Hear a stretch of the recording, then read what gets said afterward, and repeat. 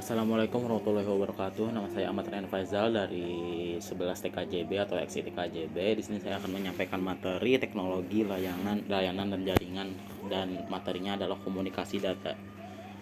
Pertama-tama, isi dari slide ini adalah satu, komunikasi, berisi tentang pengertian dan komponen utama komunikasi. Dua, komunikasi data, mempengaruhi sejarah, elemen, hal yang mempengaruhi sinyal digital dan analog dari komunikasi data. Tiga, transmisi data, berisi tentang model-model dari transmisi data. Keempat, jaringan seluler, berisi tentang informasi perkembangan jaringan seluler. Satu, komunikasi, pengertian dan komponen utama dari komunikasi. Pengertiannya adalah komunikasi adalah suatu proses ketika seseorang atau beberapa orang, kelompok, organisasi, dan masyarakat menciptakan dan menggunakan informasi agar terhubung dengan lingkungan dan orang lain. Pada umumnya komunikasi dilakukan secara lisan atau verbal yang dapat dimengerti oleh kedua belah pihak. Komponen utamanya adalah satu, komunikator, dua, komunikan, tiga, pesan, empat, media, lima, feedback, enam, efek. Kedua, komunikasi data. Sejarah perkembangan teknologi komunikasi. Di tahun 1837, Telegram tuh udah ditemukan. Itu kayak teknologi pertama gitu. Nah, mesinnya ini cuma berguna mengirimkan pesan atau berita. Nah, dan yang dikirim ini bukan secara kayak langsung ngomong, itu enggak. Yang dikirim itu kode Morse. Kode Morse itu kayak, kalau tahu pramuka pasti tahu lah pramuka. Nah, di situ kan ada belajar kode Morse, itu yang dikirimkan pada saat itu. Pada tahun 1876, di tahun 1876, telepon ditemukan oleh Alexander Graham Bell. Telepon mampu menghantarkan suatu suara dari telepon ke telepon lainnya.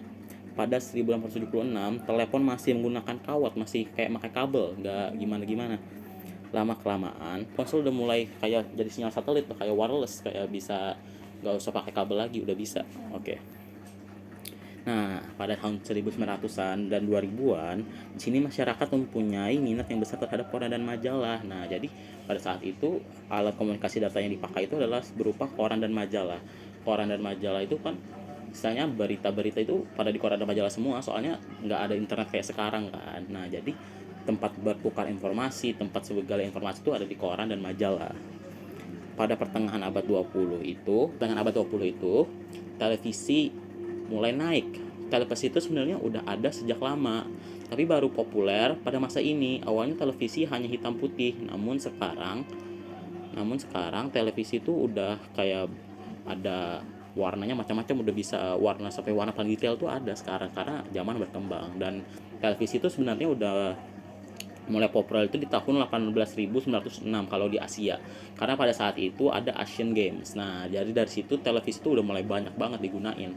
Nah, kalau sekarang internet sekarang udah ada di mana-mana, bahkan siapa penggunanya banyak banget. Kayak ada nenek kita juga gunain kayaknya, habis itu kayak nenek gunain, bokap ayah gunain kan, mama juga gunain, kayak semua orang gunain internet. Kayak nggak ada yang nggak ada gunain internet, karena internet itu udah segalanya gitu.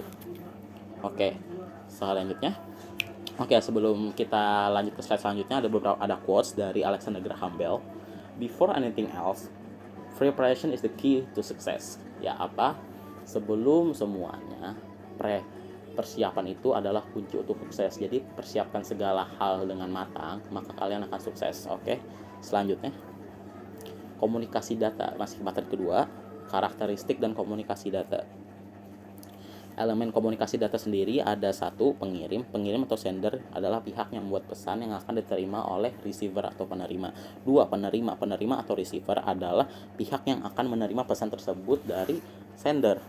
Tiga, bahasa data. Bahasa ini maksud itu adalah bahasa elektronik atau kode program yang bisa dibaca oleh perangkat tertentu. Jadi yang dikirim itu bukan langsung kayak suara, harus ada kodenya dulu. Nah, kodenya itu kalau nggak sama nggak bisa dibaca. Nah, di sini transmitter ada. Transmitter adalah alat untuk mengubah data menjadi sinyal analog agar dapat dibawa ke penerima atau media transmisi tertentu. 5, encoder adalah alat atau pihak yang melakukan pengkodean atas pesan yang ingin dikirimkan oleh pengirim. Jadi pas dikirim itu nggak langsung suara, jadi di encoder dulu. Jadi pesan kita itu di coding dulu supaya bisa ditransfer. Nah, pas udah sampai ke penerimanya kan masih bentuk kode tuh. Disinilah decoder masuk. Decoder adalah alat atau pihak yang melakukan pembacaan kode atau simbol atas pesan yang ingin dikirimkan oleh penerima. Jadi di situ udah mulai dipecahkan lagi kode-kodenya. Nah, jadilah pesan lagi. 7. Media transmisi.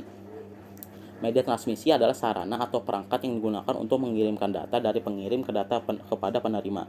Media transmisi itu ada dua, yaitu biasanya fisik dan non fisik. Fisik itu kayak kabel LAN, kabel tembaga gitu. Non fisik itu kayak wireless, kayak broadband gitu. Nah, protokol 8. Protokol dapat disebut sebagai sebuah alamat yang dituju pada penerima pesan dan sebaliknya. Sering juga disebut sebagai kumpulan aturan yang harus disepakati kedua perangkat untuk dapat saling berkomunikasi. Oke, selanjutnya hal-hal yang dapat mempengaruhi komunikasi data. Jadi yang hal-hal yang dapat mempengaruhi komunikasi data itu adalah proses pengiriman. Proses pengiriman itu lambat enggaknya, atau ada apa yang terjadi dari proses pengiriman tersebut, ketepatan waktu. Nah, kalau waktunya agak lambat ya otomatis hal itu mempengaruhi komunikasi data kita dong. Nah, keakuratan tuh kayak misalnya ini pesannya akurat udah enggak belum, coding gimana ini gimana. Nah, untuk jitter sendiri ya jitter.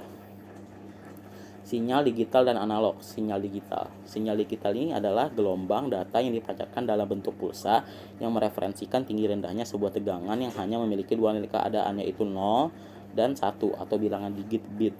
Sinyal analog merupakan data yang ditransmisikan dalam bentuk gelombang sinusoidal secara kontinu yang mengandung informasi tertentu. 3. Transmisi data. Model dari transmisi data adalah simplex, semi-duplex, dan full duplex. Simplex adalah sistem komunikasi satu arah. Ciri khasnya adalah perangkat yang tidak bisa multifungsi. Semi-duplex adalah sistem komunikasi dua arah. Model ini memungkinkan kedua perangkat saling bertukar data walau tidak langsung. Jadi yang ini bisa jadi penerima dan pengirim pada satu saat, tapi nggak bisa langsung kekirim sama menerima, jadi ada delaynya gitu. Nah, kalau full duplex adalah sistem komunikasi dua arah sekaligus, yaitu sistem yang mampu mengirim dan menerima data secara bersamaan. Jadi bisa mengirim dan menerima data secara bersamaan. Contohnya saja nih kayak HP kita sekarang udah bisa, ini udah full duplex. Karena lihat tuh yang di atas tuh ada upload dan download, itu full duplex namanya. Oke, transmisi serial dan paralel. Transmisi serial adalah transmisi data di mana dalam satu satuan waktu hanya bisa mengirimkan satu bit aja. Kalau transmisi paralel ada transmisi data di mana dalam satu satuan waktu beberapa bit bisa disalurkan bersamaan. Biasanya itu 8 bit biasanya.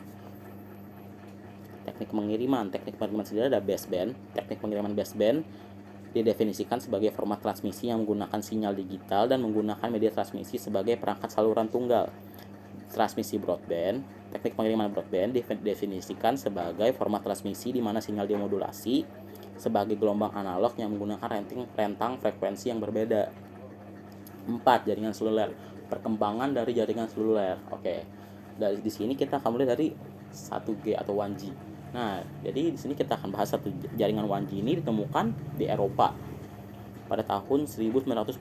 Pada saat itu jaringan 1G hanyalah sebuah gelombang analog radio. Jadi cuma gelombang analog radio aja, nggak lebih.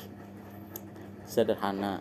Jaringan 1G menggunakan teknologi Frequency Division Multiple Access atau FDMA disebutnya. Teknologi 2G diperkenalkan pada tahun 1990-an.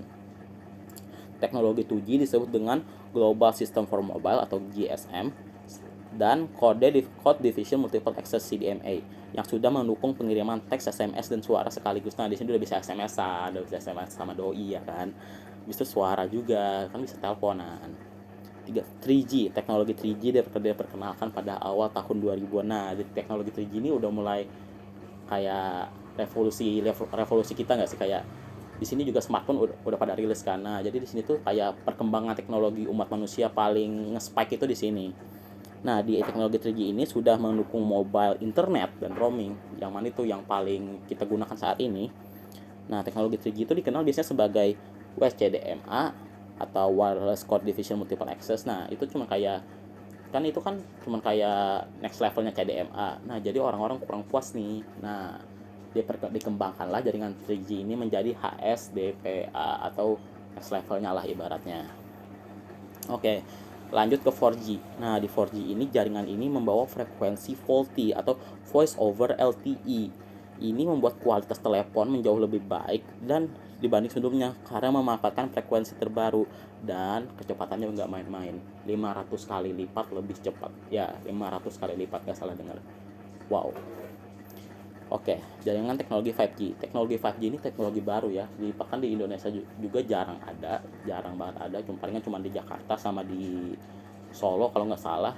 Dan yang providernya juga masih dikit yang support jaringan 5G. Teknologi 5G ini mempunyai konektivitas yang cepat dan serta lebih responsif daripada 4G. Jadi lebih bagus daripada 4G. Jadi dia tuh lebih responnya tuh lebih cepat. Menjadikan teknologi ini sangat berguna dalam meningkatkan performa teknologi sebelumnya. Jadi 5G ini ibaratnya udah next level banget dari 4G, kayak a whole different level lah. Oke, terima kasih. Itu dari saya, Ahmad Rian Faizal. Semoga video ini bermanfaat. Assalamualaikum warahmatullahi wabarakatuh.